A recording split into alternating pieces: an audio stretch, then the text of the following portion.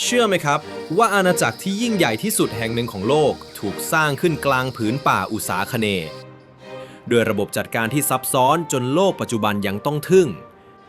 นครวัดมหาปราสาทที่สร้างจากหินทรายนับล้านก้อนที่ต้องเดินทางไกลนับ10กิโลเมตรผ่านเครือข่ายคลองและสายน้ำก่อนถูกประกอบขึ้นอย่างแนบสนิทจนแทบมองไม่เห็นรอยต่อคำถามคืออะไรคือรหัสลับที่ขับเคลื่อนโครงการที่แทบเป็นไปไม่ได้เช่นนี้อำนาจศรัทธาหรือวิศวกรรมที่ล้ำหน้าเกินยุคสมัยวันนี้เราจะไปถอดรหัส EP 2 The Blueprint of Angkor Heaven พิมพ์เขียวแห่งสวงสวรรค์เพราะทุกตำนานมีที่มาและทุกความจริงมีเบื้องหลังยินดีต้อนรับสู่ Just Law ณ บัดนี้ครับ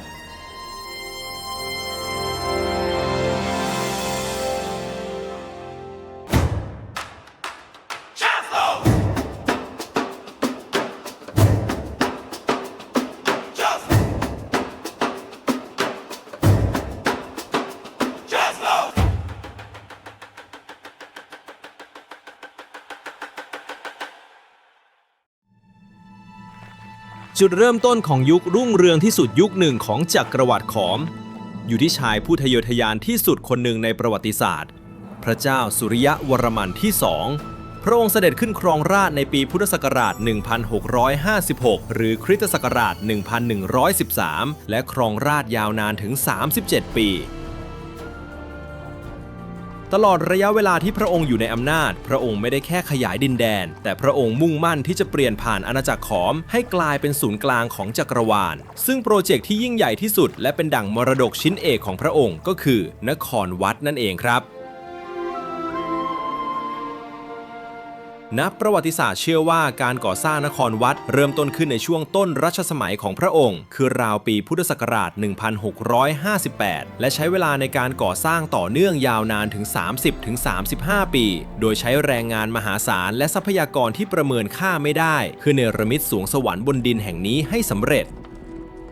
แต่คำถามที่ยังคงกวนใจนักประวัติศาสตร์และวิศวกรจำนวนมากที่ศึกษาเรื่องนี้คือโลจิสติกส์ครับพวกเขาเอาหินทรายนับล้านก้อนมาจากไหนและหินเหล่านั้นลอยมาตามน้ำจริงหรือไม่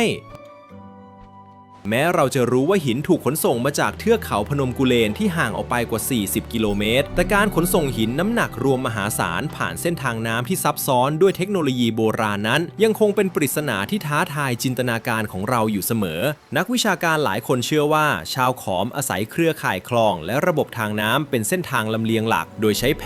แรงงานคนและสัตว์อย่างช้างร่วมกันขับเคลื่อนโครงการขนาดมหึมานี้แม้หลักฐานของโครงสร้างชั่วคราวอย่างทางลาดไม้หรือเครื่องทุ่นแรงจะเหลือรอดมาน้อยมากแต่ยิ่งทำให้การก่อสร้างนครวัดกลายเป็นหนึ่งในปริศนาด้านวิศวกรรมที่น่าทึ่งที่สุดของโลกยุคก่อนอุตสาหกรรม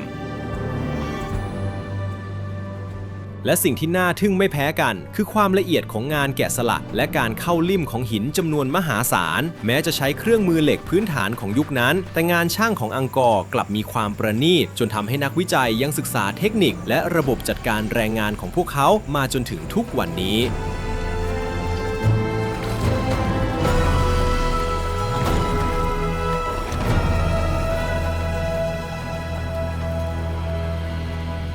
แต่นครวัดไม่ได้ถูกสร้างขึ้นเพื่อเป็นเพียงศาสนสถานครับมันคือภาพจำลองของจักรวาลตามคติฮินดูผังของนครวัดสะท้อนแนวคิดเรื่องเขาพระสุเมนศูนย์กลางแห่งจักรวาล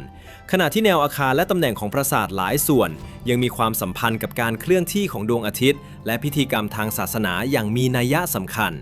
ในบางช่วงของปีโดยเฉพาะใกล้วันวิสุวัตแสงอาทิตย์จะขึ้นในแนวที่สอดรับกับยอดปราสาทอย่างน่าทึ่ง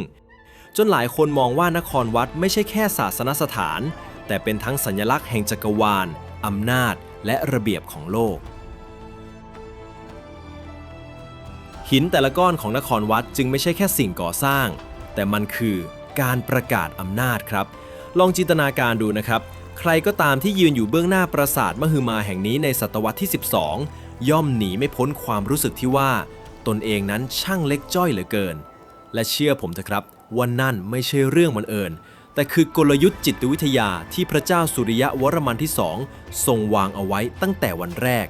เพราะนครวัดไม่ได้ถูกสร้างขึ้นเพียงเพื่อเป็นศาสนสถานถวายแด่พระวิษณุเท่านั้น แต่มันคือการประกาศศาลครั้งใหญ่ว่า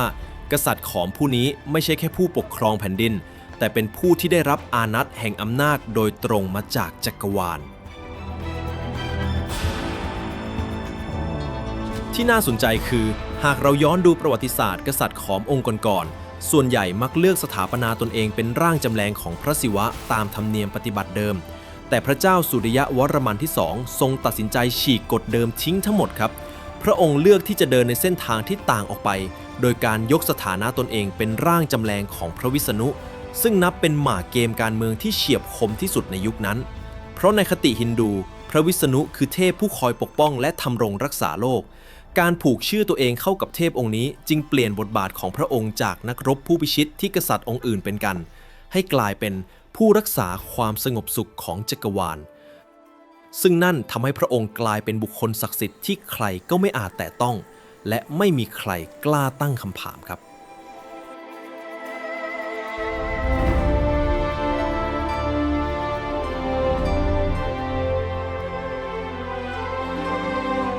เราได้เห็นความรุ่งเรืองในรัชสมัยของพระเจ้าสุริยะวรมันที่2ผู้ครองราชยาวนานถึง37ปีท่านคือผู้เนรมิตนครวัดให้กลายเป็นสัญลักษณ์แห่งสวงสวรรค์บนดินแต่ใครจะเชื่อครับว่าความรุ่งเรืองที่ดูเหมือนจะไร้ที่สิ้นสุดนี้กำลังจะถูกเขย่าให้สั่นคลอนในเวลาต่อมาหลังการสิ้นพระชนของพระเจ้าสุริยะวรมันที่2อาณาจักรเริ่มเข้าสู่ยุคเปราะบางครับ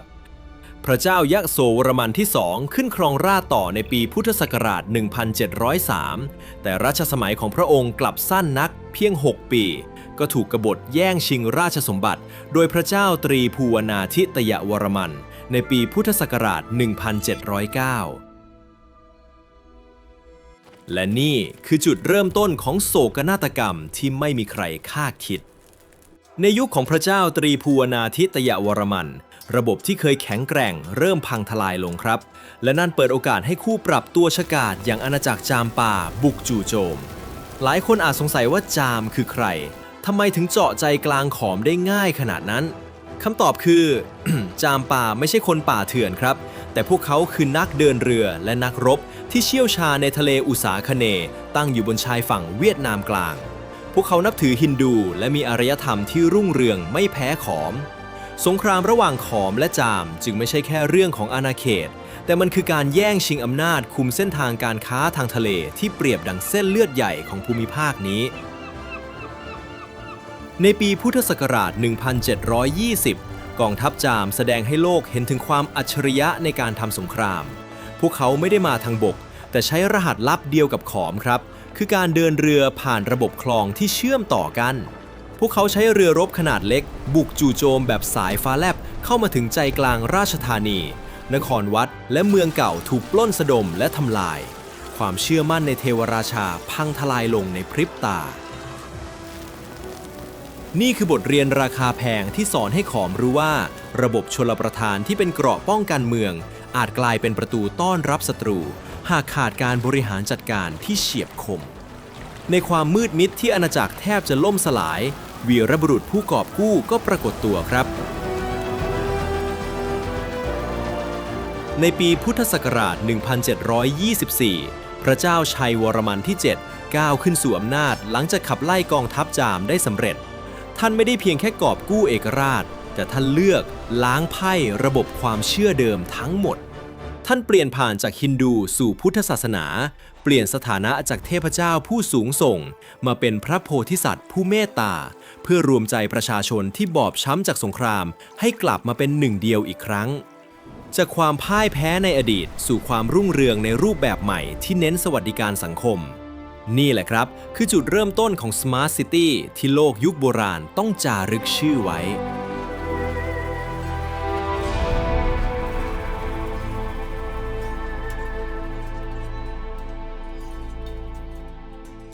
ประวัติของพระเจ้าชัยวรมันที่ 7 น่าทึ่งมากครับท่านไม่ได้ขึ้นครองราชย์ในวัยหนุ่มเหมือนกษัตริย์องค์อื่นแต่ท่านขึ้นครองราชย์ในวัยที่ล่วงเลยถึง50 กว่าปีซึ่งนั่นทำให้ท่านมาพร้อมกับวุฒิภาวะและประสบการณ์ในการแก้ปัญหาที่โดดเด่นและแตกต่างจากกษัตริย์พระองค์ใดในประวัติศาสตร์ขอม ท่านใช้เวลาทั้งชีวิตที่เหลืออยู่ในการพลิกฟื้นอาณาจักรที่บอบช้ำจากสงครามจนรัชสมัยของพระองค์ได้รับการยกย่องว่าเป็นหนึ่งในยุคที่รุ่งเรืองที่สุดของจักรวรรดิขอมชัยวรมันที่ 7 ทรงทำการปฏิวัติความเชื่อครั้งใหญ่ครับจากเดิมที่ขอมยึดถือฮินดูและกษัตริย์ในฐานะเทพผู้ทรงอำนาจพระองค์เปลี่ยนมาใช้พุทธศาสนามหายานเป็นหลักโดยสถาปนาพระองค์เองในฐานะพระโพธิสัตว์อวโลกิเตศวรผู้เปี่ยมด้วยความเมตตาสังเกตใบหน้าหินที่ปราสาทบายอนนะครับรอยยิ้มปริศนานั้นคือการส่งสารว่ากษัตริย์ไม่ได้อยู่สูงส่งจนแตะต้องไม่ได้แต่เป็นดั่งพ่อที่คอยดูแลลูกนี่คือการใช้ซอฟต์พาวเวอร์ที่แยบยลที่สุดเพื่อรวมใจประชากรที่บอบช้ำจากสงครามให้กลับมาเป็นหนึ่งเดียวภายใต้ร่มเงาของพุทธศาสนานครธมไม่ใช่แค่เมืองหลวงแต่มันคือต้นแบบของสมาร์ทซิตี้พระองค์ทรงออกแบบเมืองโดยวางผังให้เป็นรูปสี่เหลี่ยมจัตุรัสที่สมมาตรอย่างเหลือเชื่อมีคูเมืองขนาดมหึมาล้อมรอบเพื่อควบคุมน้ำและป้องกันศัตรูพร้อมด้วยระบบถนนที่เชื่อมตรงไปยังใจกลางเมืองจากทุกทิศทางเหมือนกับวงจรของระบบประสาทที่หล่อเลี้ยงจักรวรรดิรหัสลับที่แท้จริงของความรุ่งเรืองคือการดูแลคนครับชัยวรมันที่ 7 ทรงสร้างอโรคยาศาลาหรือโรงพยาบาลกว่า102แห่งทั่วอาณาจักรพร้อมโรงพยาบาลสงฆ์และบ้านพักคนเดินทางนี่คือการสร้างโครงสร้างพื้นฐานทางสังคมที่ล้ำสมัยที่สุดในโลกเวลานั้นจนเราสามารถเรียกได้ว่าอาณาจักรขอมยุคนี้คือจักรวรรดิแห่งสวัสดิการสังคมที่แท้จริงด้วยเครือข่ายถนนระบบน้ำและศูนย์กลางศาสนาที่เชื่อมต่อกันทั่วอาณาจักรชัยวรมันที่ 7 ไม่ได้เพียงแค่สร้างเมืองแต่พระองค์กำลังวางรากฐานของอาณาจักรที่ไม่มีวันล่มสลายพระองค์ฟื้นฟูเสถียรภาพของรัฐอย่างเบ็ดเสร็จโดยเชื่อมความชอบธรรมของกษัตริย์เข้ากับชีวิตประจำวันของผู้คนอย่างแนบเนียนด้วยระบบชลประทานที่เชื่อมต่อจากนครวัดเข้าสู่นครธมทำให้พระองค์สามารถควบคุมผลผลิตทางการเกษตรได้แบบเบ็ดเสร็จเมื่อผู้คนมีกินมีที่รักษาพยาบาลและมีศรัทธาที่ยึดเหนี่ยวพลังอำนาจของพระองค์ก็แผ่ขยายไปไกลจนไม่มีใครกล้าท้าทายคำถามที่น่าสนใจคือทำไมประชาชนถึงยอมทุ่มเทแรงงานมหาศาลเพื่อสร้างปราสาทนับ10แห่งคำตอบนั้นเรียบง่ายแต่ทรงพลังครับเพราะชัยวรมันที่ 7 ทรงสร้างระบบที่ทำให้ประชาชนรู้สึกว่าความรุ่งเรืองของกษัตริย์คือความมั่นคงของชีวิตพวกเขาเองเมื่อประชาชนรู้สึกว่าความมั่นคงของอาณาจักรสัมพันธ์โดยตรงกับความอยู่รอดของชีวิตตนเองราชอำนาจก็ยิ่งหยั่งรากลึกลงในสังคมอย่างถอนไม่ขึ้น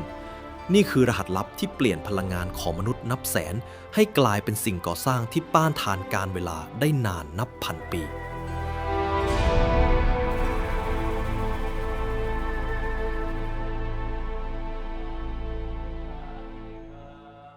ความรุ่งเรืองของขอมไม่ได้ถูกบันทึกแค่โดยคนในอาณาจักรด้วยกันเองครับแต่มีพยานคนสำคัญจากแดนไกลที่ได้เข้ามาเห็นด้วยตาตนเองเขาคือโจตากวนนักการทูตจากราชวงศ์หยวนของจีนในปีพุทธศักราช 1839 โจตากวนได้เดินทางสู่ดินแดนแห่งนี้ในฐานะทูตจากราชสำนักของจักรพรรดิเตมูข่านภารกิจของเขาไม่ใช่เพียงการเจริญสัมพันธไมตรีแต่คือการสังเกตการณ์และบันทึกภาพความยิ่งใหญ่ของอังกอร์ในเวลานั้นการปรากฏตัวของเขาเกิดขึ้นประมาณ78ปีหลังจากที่พระเจ้าชัยวรมันที่ 7 ได้สวรรคตลงดังนั้นโจตากวนจึงไม่ใช่คนที่จะได้เห็นยุคสมัยที่อาณาจักรกำลังถูกสร้าง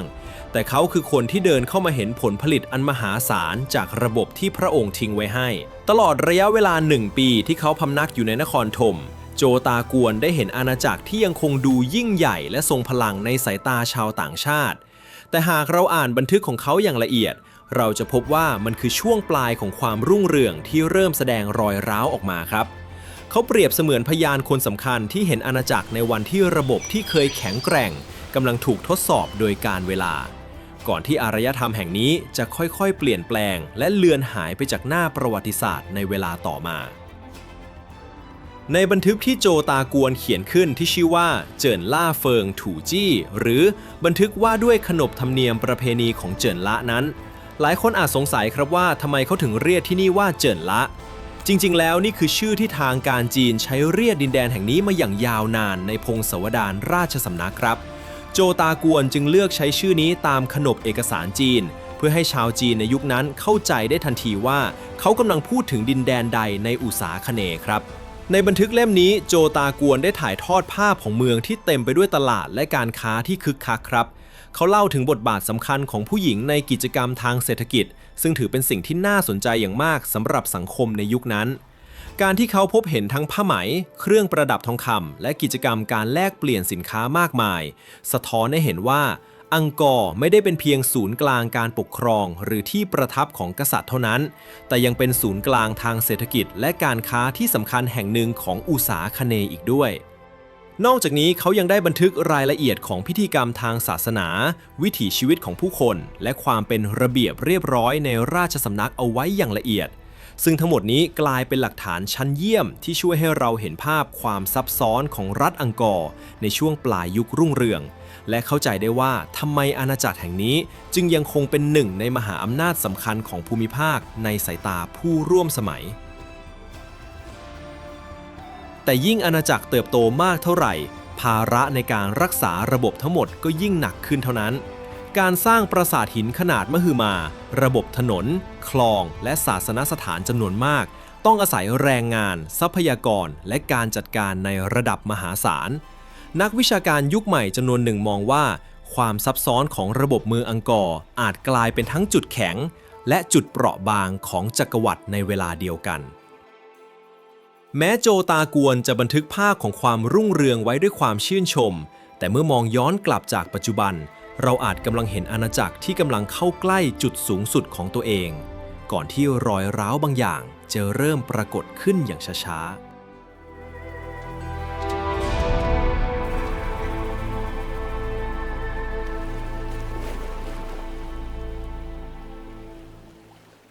เพื่อนๆครับหลายครั้งในประวัติศาสตร์ความรุ่งเรืองสูงสุดมักเป็นช่วงเวลาที่ความเปราะบางเริ่มก่อตัวขึ้นอย่างเงียบงันชัยชนะของสุริยะวรมันที่2และชัยวรมันที่7ได้ผลักดันอาณาจักรขอมขึ้นสู่จุดสูงสุดจนอังกอร์กลายเป็นหนึ่งในมหาอำนาจที่ยากจะท้าทายในอุษาคเนย์แต่หากเราลองมองลึกลงไปใต้ความยิ่งใหญ่ของปราสาทหินและระบบน้ำอันซับซ้อนเราอาจเริ่มเห็นสัญญาณจุดจบกำลังก่อตัวขึ้นอย่างช้าๆการสร้างเมืองขนาดมหึมาระบบชลประทานจำนวนมหาศาลและศาสนสถานที่ต้องใช้แรงงานมหาศาลนั้นล้วนต้องอาศัยทรัพยากรและการดูแลอย่างต่อเนื่องยิ่งอาณาจักรขยายตัวระบบทั้งหมดก็ยิ่งซับซ้อนขึ้นและเมื่อระบบซับซ้อนมากพอความผิดพลาดเพียงจุดเดียวก็อาจส่งผลกระทบเป็นลูกโซ่ไปทั้งจักรวรรดิในช่วงปลายยุคอังกอร์โลกภายนอกเองก็เริ่มเปลี่ยนไปเส้นทางการค้าทางทะเลมีความสำคัญมากขึ้นเมืองชายฝั่งเริ่มเติบโตขณะที่อาณาจักรภาคพื้นดินอย่างอังกอร์เริ่มเสียเปรียบท่ามกลางกระแสการเปลี่ยนแปลงที่เริ่มถาโถมเข้ามาทั้งจากสภาพอากาศที่ไม่เป็นใจและอำนาจใหม่ที่ค่อยๆถือกำเนิดขึ้นทางตะวันตกถ้าเพื่อนๆชอบการเดินทางย้อนเวลากับ Just Law แบบนี้อย่าลืมกดไลค์กด Subscribe และกดกระดิ่งแจ้งเตือนไว้นะครับเพื่อที่จะไม่พลาดการถอดรหัสประวัติศาสตร์ที่เข้มข้นที่สุดและถ้ามีความเห็นอย่างไรเกี่ยวกับจุดจบของอังกอร์ลองคอมเมนต์แลกเปลี่ยนกันไว้ได้เลยครับผมรออ่านทุกคอมเมนต์แน่นอนใน EP 3 อังกอร์ The Great Unraveling ถอดรหัสอวสานจักรวรรดิขอมเราจะไปถอดรหัสจุดเปลี่ยนครั้งสุดท้ายของจักรวรรดิขอมการเปลี่ยนแปลงที่ไม่ได้เกิดขึ้นในคืนเดียวแต่ค่อยๆกลืนกินมหานครแห่งนี้ทีละน้อยจนสุดท้ายเหลือไว้เพียงปราสาทหินกลางป่าที่ยังคงยืนหยัดเป็นพยานของความยิ่งใหญ่ในอดีตและพบกันใหม่ในตอนหน้าครับ